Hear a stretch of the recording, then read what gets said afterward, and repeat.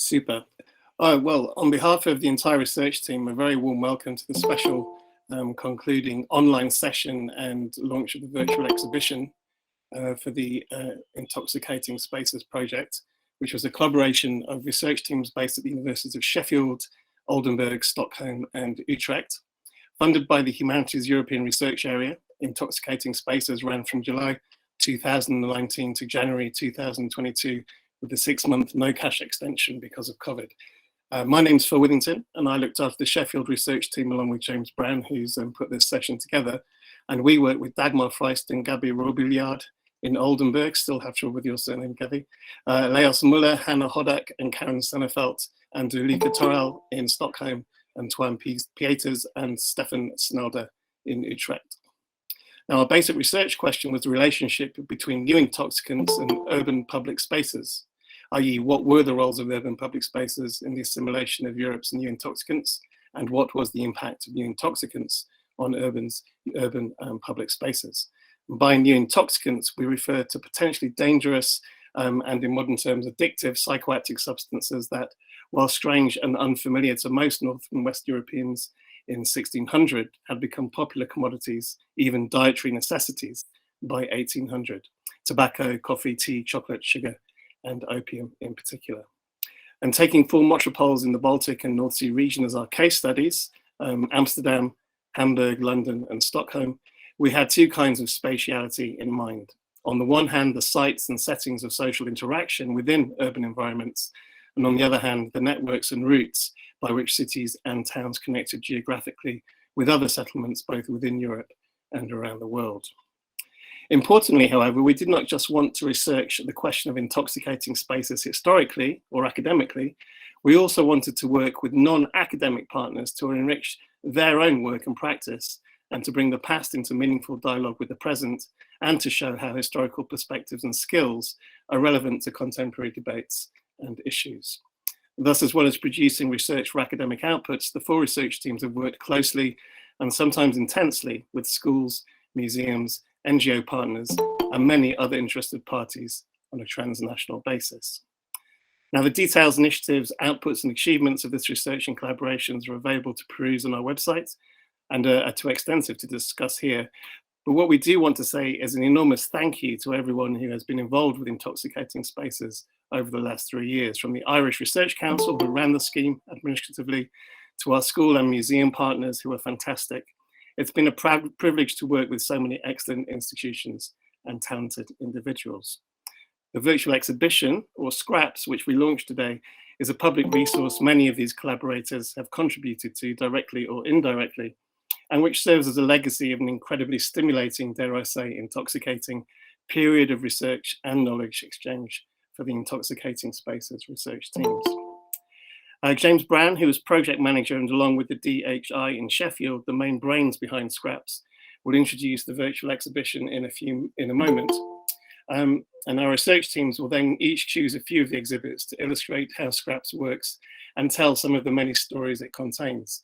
And hopefully then there'll be time for some questions. But first, I just briefly want to take the opportunity to step back and outline our initial research objectives and some of the preliminary findings they have prompted. So beyond our extensive program of knowledge exchange and public dissemination, the objectives can be grouped into two types. Conceptually, to apply and contribute to theories of social practice or praxeology to understand the relationship between new intoxicants and urban spaces, to explore the intersections between urban, national, transnational, and global cultures, and to trace the historical roots of ideas about drugs addiction and licit or illicit forms of consumption. Empirically, we were looking to map the changing topography of new intoxicants in Amsterdam, Hamburg, London, and Stockholm, to learn more about the social practices involving new intoxicants and their relationship to urban public spaces, and to compare the flow of new intoxicants into Europe through 4 North and Baltic Sea metropoles. So before handing over to James and the teams, I'd just like to outline how we've addressed each of these objectives in turn. So in terms of the conceptual contributions and this contribution to praxeology, I suppose, well, praxeology analyzes social practices according to the respective materials, meanings, and the skills required to participate effectively in them on a recursive basis. And adopting this approach made comparing and explaining the introduction of social practices like drinking coffee or smoking coffee across 4 European metropoles feasible. It also encouraged us to develop the spatial concept of hybridization. And this denotes the way in which spaces ostensibly designated for specific purposes are appropriated in practice for varied and sometimes conflicting uses. Thus, our research found that just as the successful introduction of new intoxicants to European cities was closely linked to the development of practices of consumption, so these practices often involved either A, the hybridization of existing spaces to accommodate them, or B, the hybridization of new spaces with older customary practices to sustain them. An example of the former is theatres in early modern London, which from the 1590s became some of the first public spaces in which both to smoke tobacco and to watch actors smoking tobacco on stage. An example of the latter was the coffee house. Although nominally identified with drinking coffee, across our cities, the sustainability of these new public spaces depended on them becoming sites for the consumption of alcohols, tobacco, and other comestibles, as well as a range of familiar and more innovative social activities. Our second objective, looking at the intersections between the urban, national, transnational, and global, we demonstrate that the urban networks of the Baltic and North Sea formed an increasingly integrated transnational region in terms of the flow of goods, people, knowledge, and disease during the early pre-modern era. And this was despite our 4 metropoles exhibiting very many differences in terms of their demographic and social structures, political cultures, political economies, and spatial environments. Before the early 18th century, the networks were dominated by Amsterdam, which fits with the kind of the Dutch hegemony of economic culture at the time. And thereafter, London became the primary hub. The research also demonstrates that the new intoxicant economy was crucial to the Baltic and North Sea, replacing the Mediterranean as Europe's center of economic gravity over the course of the 17th century.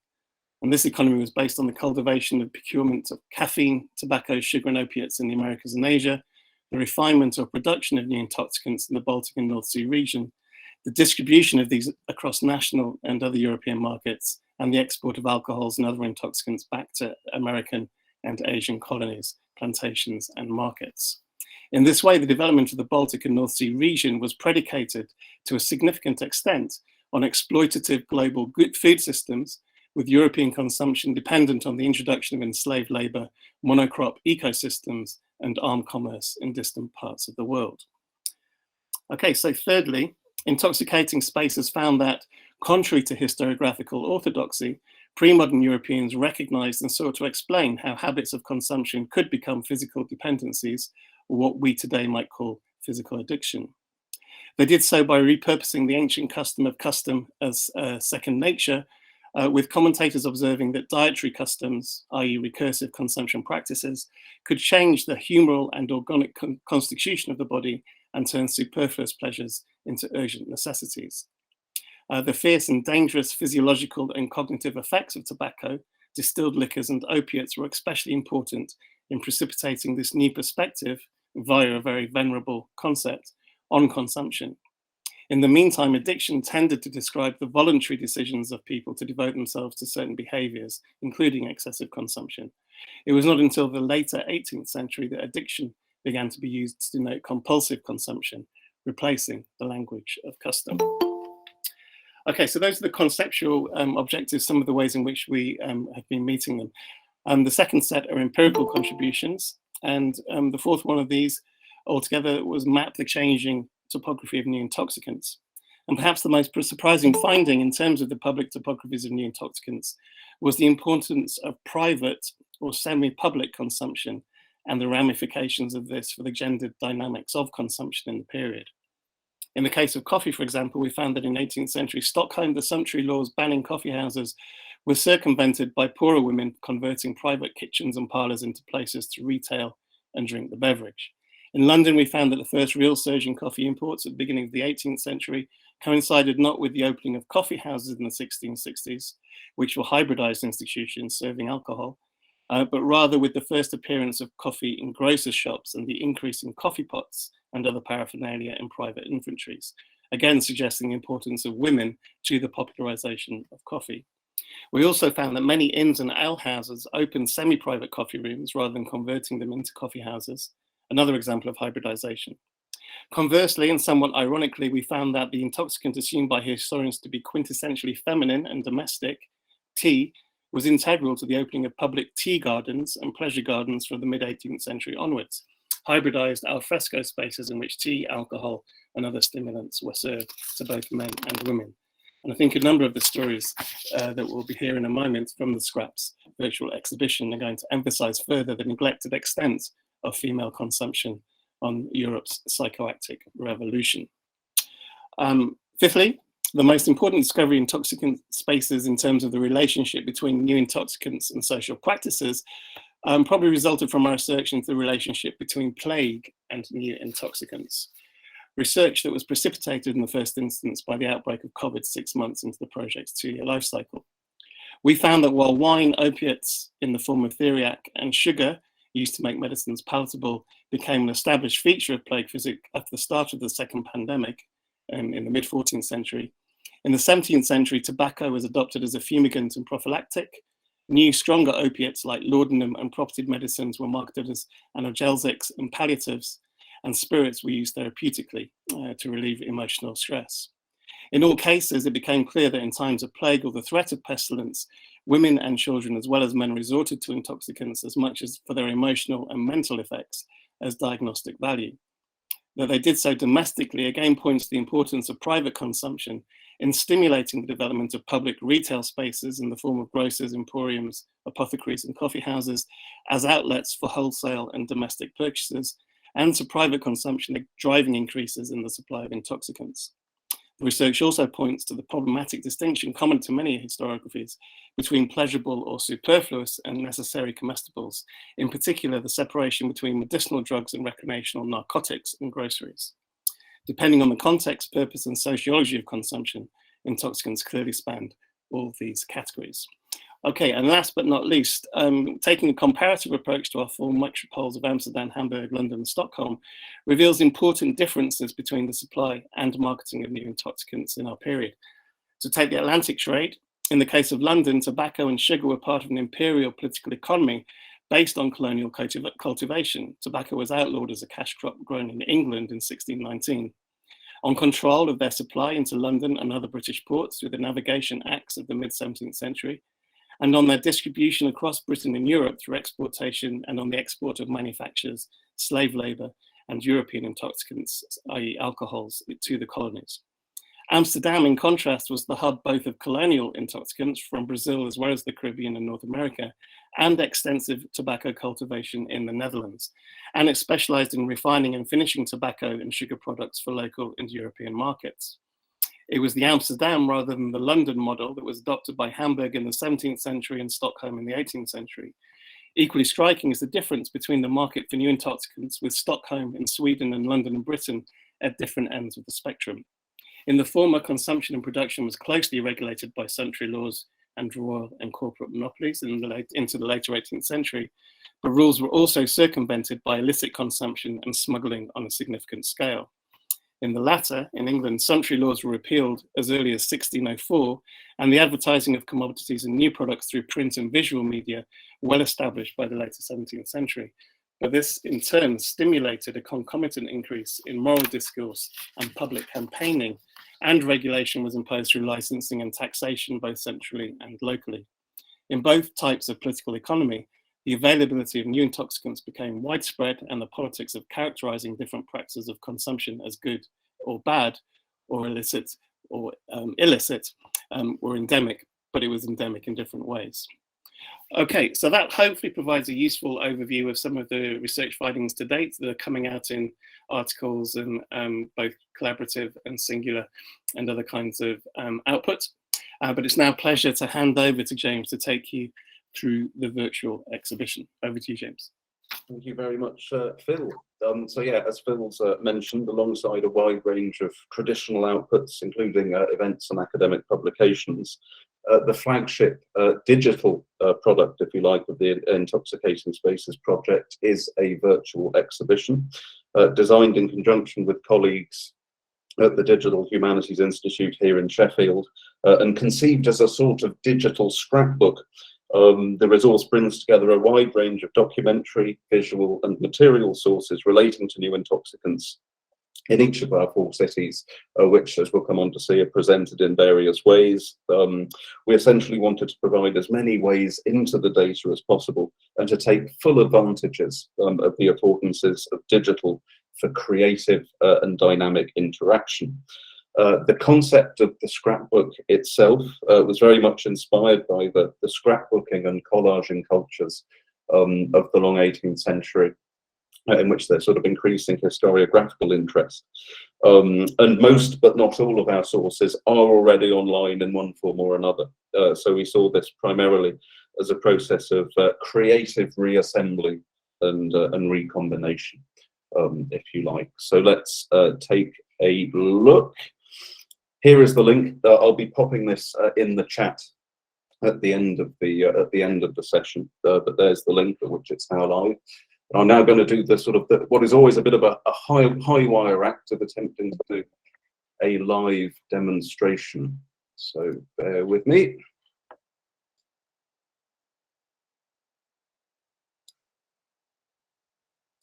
And that. So here we are. I hope you can all see that. This is the home page. We've got a nice big illustration there that we commissioned from a very talented local artist. So there are various sort of scraps at the top. So we call this sort of scraps where you're sort of plunged into all, I think, 1,361 that we've assembled in the course of our research. These were the things that sort of caught our eye that we wanted to capture, and they can all be sort of scrolled through there in the form of a continuous scroll. There's obviously a little sort of search bar at the top, so you can look what you're particularly interested in. But I think the oh, we've got someone saying I can't see anything. Is that a common problem, or is that unique to Diana? Ah, right, okay, Caroline can see it. Yeah, so sorry, Dan, I'm not sure what's happening there. If anyone else has an issue, do let me know. But here we are, so sort of plunge into the scraps, but we're particularly excited about these, I think, to use the terminus technicus, facets on the left-hand side. These are basically all the ways in which we've tagged the material. So you can sort it by decade, by country, by city. You can home in on the particular physical or spatial setting that you're most interested in. You can even sort of home things down to the particular room, but obviously by intoxicant, intoxicant-related objects. We've got hundreds of themes that we've tagged everything by, occupations, genders, days of the week, times of day, and of course source type. And our sort of hope is, by using these sort of facets in combination, you'll effectively be able to sort of build your own sort of exhibition. So just to see that in practice, say you're particularly interested in the setting of the coffee house. So that limits it down to sort of the 377 records that refer to the coffee house. And say within that, and the facets on the left, they sort of dynamically sort of change depending on what you've chosen. And say we're particularly interested as a project in how coffee houses weren't just spaces of, say, sort of serene and rational civil conversation. So say you're thematically interested in, say, arguments and fights that took place in a coffee house. So that brings up the sort of the 24 records where we had arguments and fights in the coffee house. And I'll just sort of choose one here so we can see what a particular sort of scrap or record looks like. Here we have a coffee house duel. I think we have a few of those within the exhibition. So the source information, this is actually absolutely crucial. It's on the left-hand side. We have obviously the archive, the reference, the licensing information, normally been covered by some form of Creative Commons license. We have the credits, and crucially at the heart of most scraps is the link to the original resource. So here we have the original on the website of the British Museum, but it's been openly licensed with this Creative Commons license, so we can include it here. And then on the right-hand side, we have all of the basically the project level information where we've sort of added value to it and described it from the perspective of the project. So here we have a number of tags at the top, and clicking on the particular tag will bring up all of the scraps within the collection that relate to that particular sort of theme or intoxicant and so on. A short description. I think yes. I was the scrapper on this one, so the description is to the point. We have the location where we've been able to find it pinpointed there, and we've also sort of highlighted the people in the scrap. Even often, obviously, we don't know the names of the individual, but for example, here the provider, we can see her there is a single female. So if we click on that, that brings up all 57 records in the collection, various kinds, where the provider of the intoxicant, the retailer in most cases, is a female. So there's lots of exploring that can be done there. There's also a map view, which is fairly self-explanatory. I won't sort of dwell too much on that. We have a little sort of timeline view there where you can do sort of interesting things with the timeline on the top. Again, I won't dwell on this, but hopefully it's so that it's fairly intuitive. We've got some thematic stories where members of the research team have just sort of demonstrated how you can sort of use the exhibition in sort of practice. We've got sort of 8 stories there that we'll come on to in a moment. And then just some sort of background in the form of an about page where we've got some credits. We've kept that fairly short. So that's the exhibition itself. As I said, I'll post a link in the chat at the end of the talk. But as is so often in life, that's the sort of the end result. We hope you and your students have fun exploring it. But I think we found the journey itself just as interesting and rewarding as the destination. I'd like to say a very few words before handing over to the team on our methodology for digital scrapbooking. So to collect and manage material, we developed a bespoke data collection interface, or an administrative back end, to use software development jargon.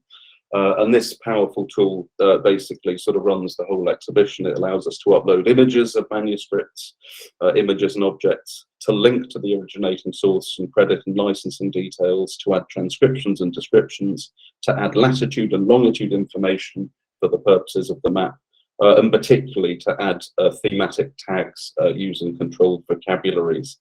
So it basically allowed us to add all of these layers of analytical value and to recontextualize and repurpose existing sources for the specific intellectual and sort of analytical goals of the project. And this content management system also allowed us as a team to gain a helicopter view of the scraps that we'd collected via numerical hierarchy. So we could always see what are the top intoxicants, the top themes, and the top scrapper.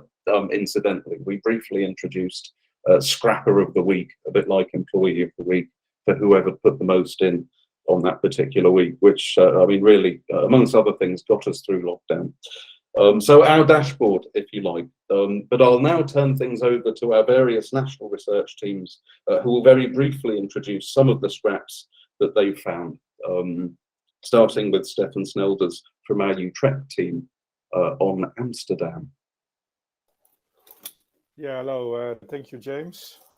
We'll start with an intoxicant which, unlike the other intoxicants, has become kind of denormalized in Western society. Unlike coffee or tea or chocolate, opium and its derivatives like heroin and morphine have become kind of antisocial drugs. But as the scraps can show us, this was far from the case in the period of our research. Can you please have the first? Yeah, so it's very interesting. Opium actually becomes quite popular in medicine since the 16th century. And it's available in Amsterdam, I would almost say everywhere. And this is a picture which we found from 1647. It's from a grocery store. And it's a bit dark, but hanging from the ceiling are poppies. Poppies that could be sold for purposes of rest, to induce sleep and such things. So they were clearly freely available in the city, as the scraps show. And we also have some literary evidence, as the next scrap will show. This is from almost the same year, 1648. It's the year of the Peace of Westphalia, which an end was put in the war between the Dutch Republic and Spain. And one of the Amsterdam groceries, and a grocer in those days was actually a gross importer of drugs from abroad, from outside of Amsterdam. He was also a minor poet, and he wrote a whole poem about the peace with Spain. And in it, he refers to it that the happiness that the peace induced in him was the same as the happiness which is induced by theriac, which is a opium preparation. And he also sells him this opium preparation I sell every day in my grocery shop in the Kalverstraat, which is right in the center of town. And we made also a map of all places in Amsterdam where you could buy opium. It's not regulated. It's fairly all across town. And in the next slide, James can put here. We see the interesting fact that at the end of our period, in the 1800s, opium is very visibly advertised in the so-called journals. These were small wooden statues which indicated outside that you would be nearing an apothecary. And a lot of these journals, they refer to all kinds of exotic material. That's why they also are black. But they also show poppies in the statue. And opium at that time is still a major ingredient which is sold in the apothecaries. And if you look at the next slide,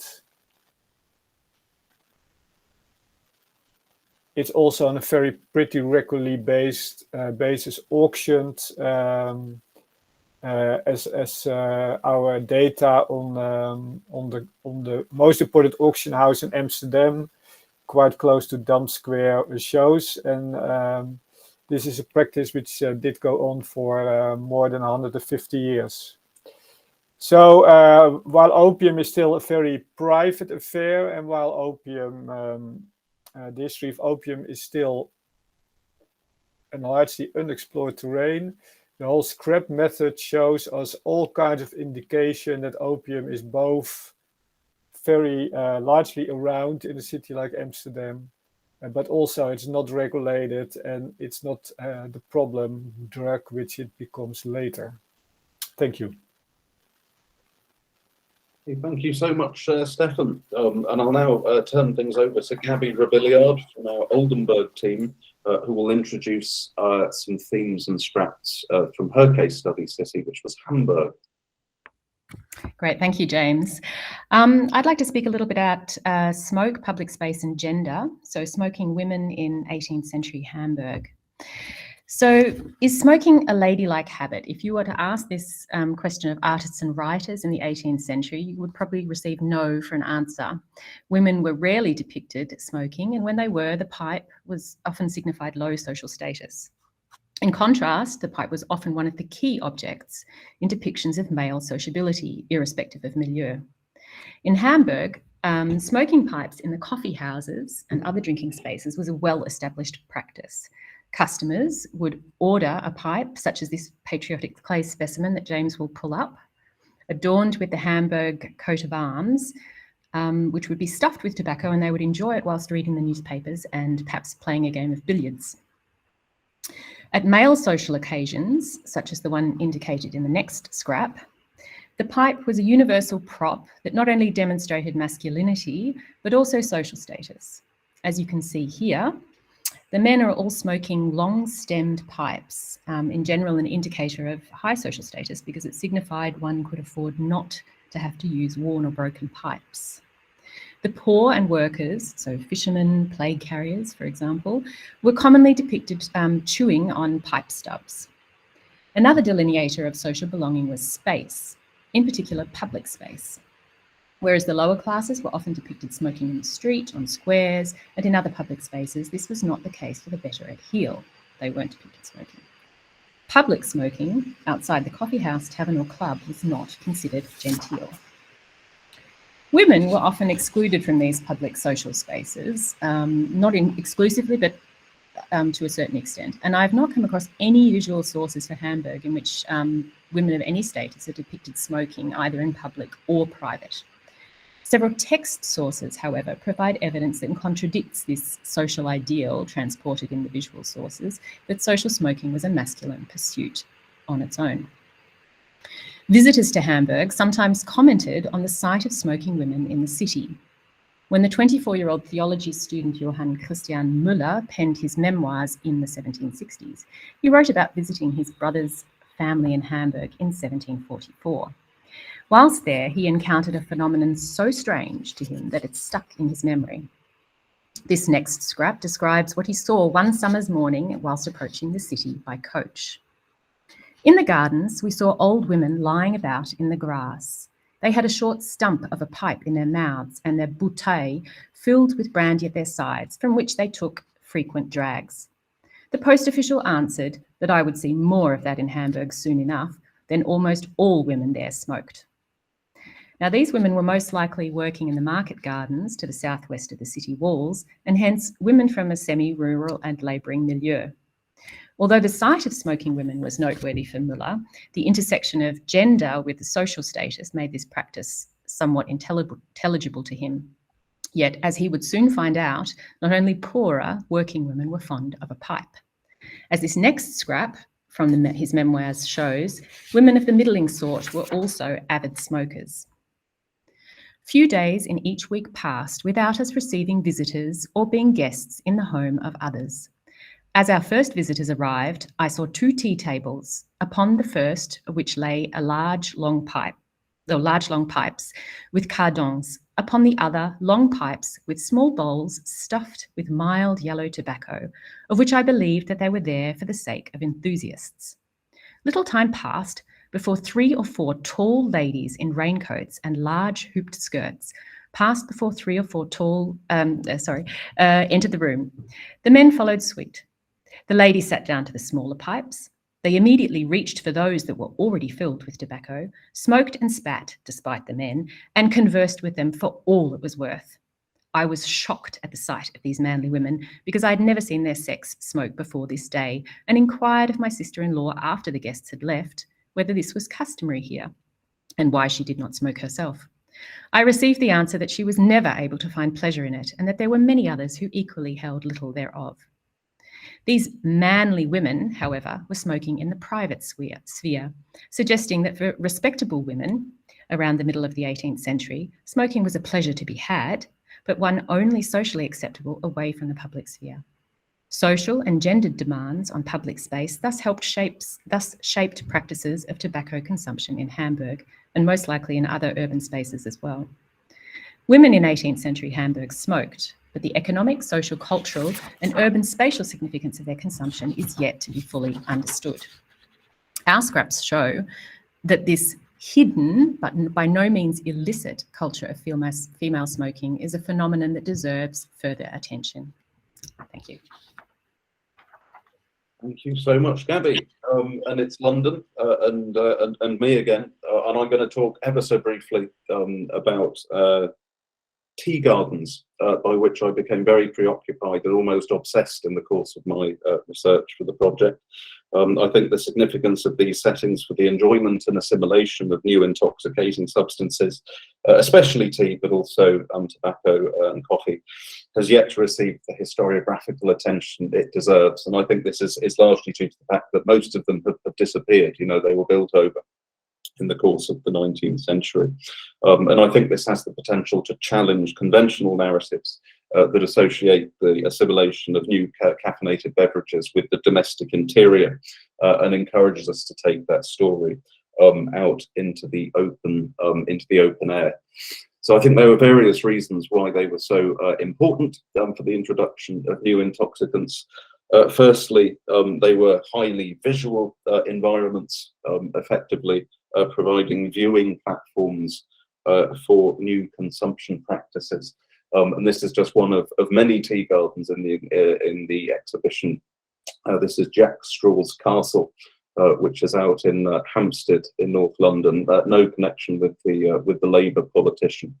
By the way, you'll be unsurprised to learn. And here we have people sort of drinking tea in sort of characteristic arbours or trellises, which are just a very sort of public way in which to be private.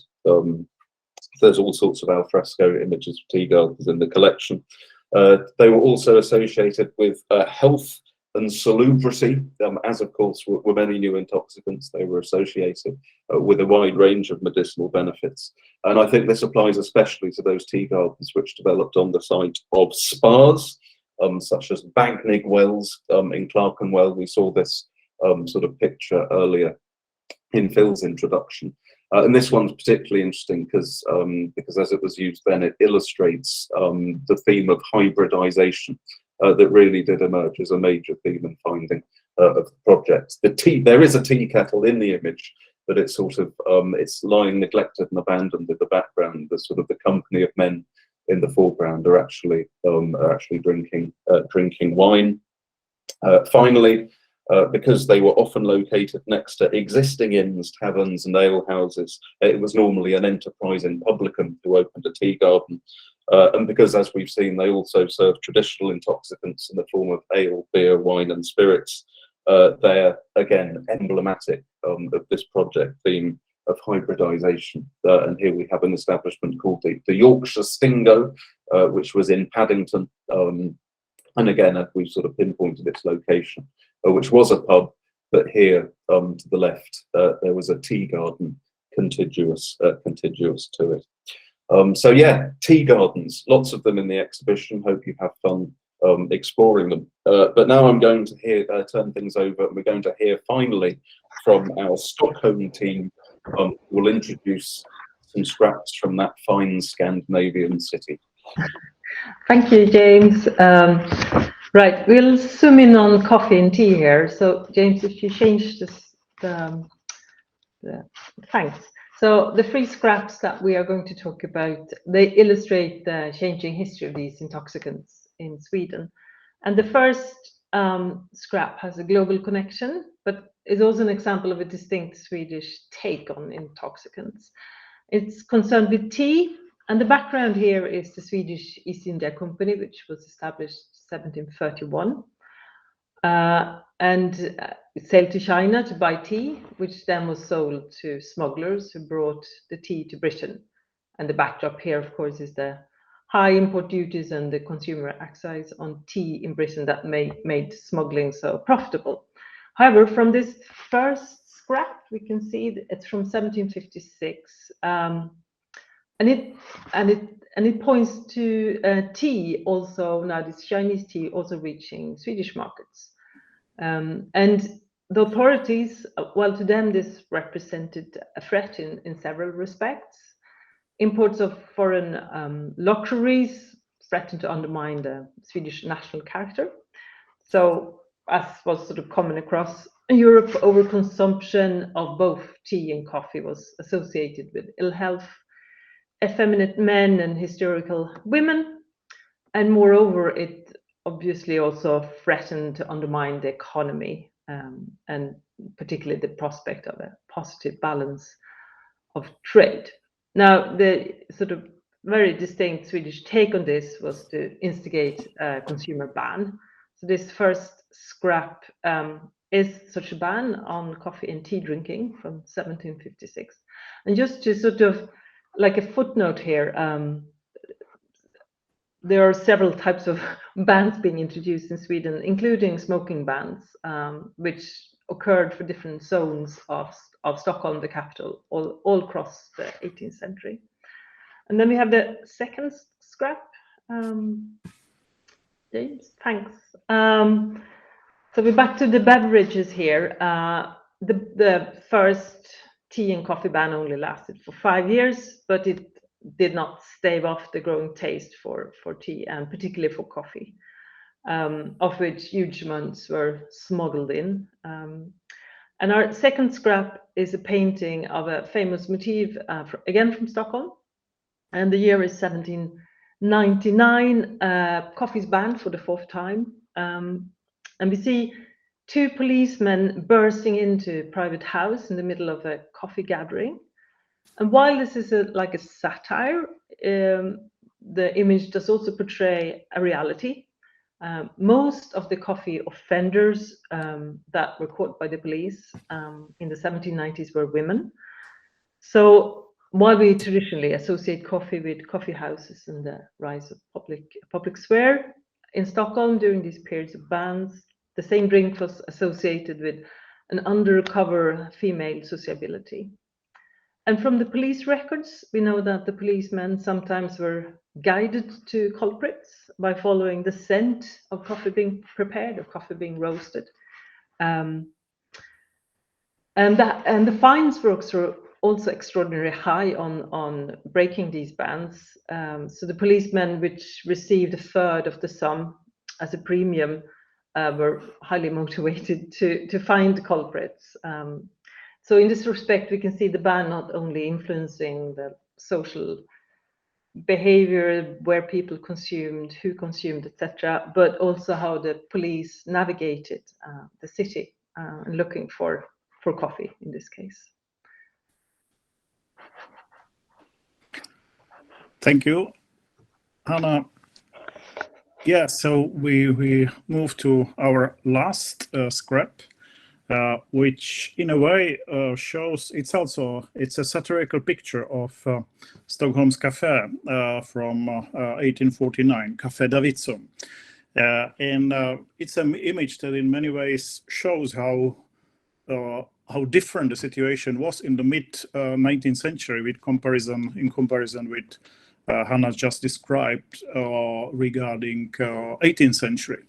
It's a satirical image of the city's cafe culture made by the well-known artist Fritz von Dardel. But it's obviously showing that the coffee drinking was no longer anything dangerous or prohibited by the state.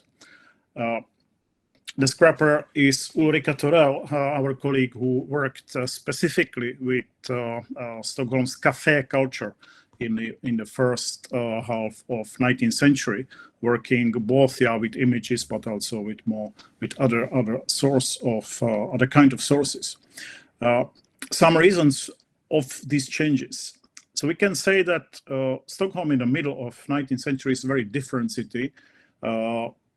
It has a huge expanding urban space. It's also economically thriving city with a lot of people, more public space, and this also means a more demand for place, safe space, for instance, for meeting for other sex. And that's also one of the reasons why cafe culture is thriving in this time. Cafe culture means that the rise of cafes means that they are not too public.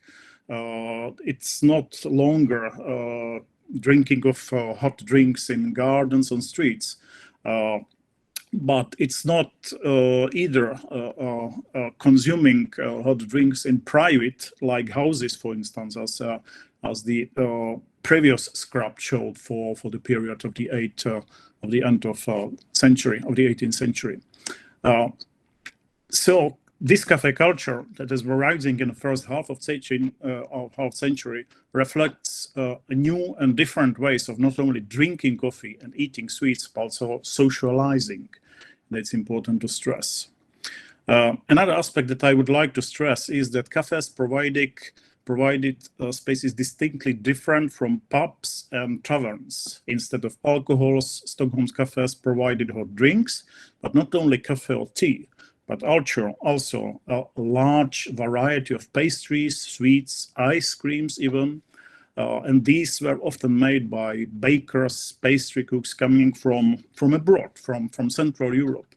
And in Stockholm, especially well-known and popular were so-called schwarzerier, which apparently reflect the fact that these pastry cooks were coming from Switzerland. It was quite a big group of these people, 1790 to 1830.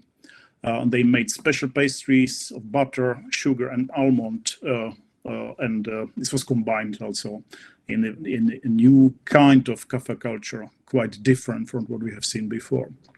And the final aspect that I would like to point out, going back to these transnational global connections, is that also when we look at Sweden and Stockholm after 1820, so there were rising direct connections with the world, not least with Southern America, because of independence of, for instance, Brazil or Argentina.